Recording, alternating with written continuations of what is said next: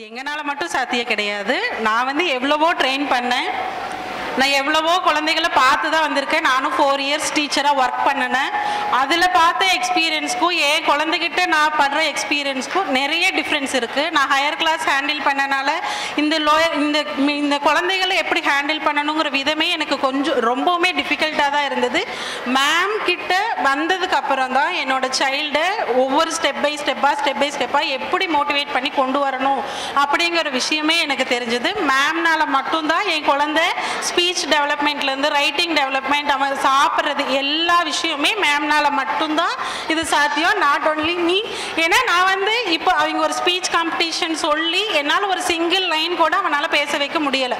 ஆனால் மேம் வந்து அவனை ஸ்பீச் ஆகட்டும், டான்ஸ் ஆகட்டும், அவனோட ரைட்டிங், ஆக்டிவிட்டி பேஸ்டு எல்லாமே இப்போ அவன் வீட்டில் கேட்டிங்கன்னா எல்லாமே சொல்லுவான். அவனுக்கு தெரியாத எதுவுமே இல்லை.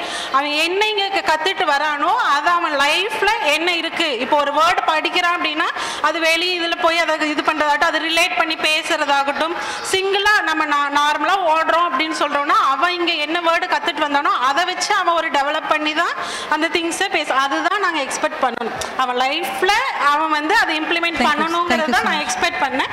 அதே எக்ஸ்பெக்டேஷனோடு தான் நான் இருந்தேன். ஆனால் நீங்கள் ஃபஸ்ட்டு டே பேசின தாட்ல இருந்து நான் அதெல்லாம் இருந்தேன்.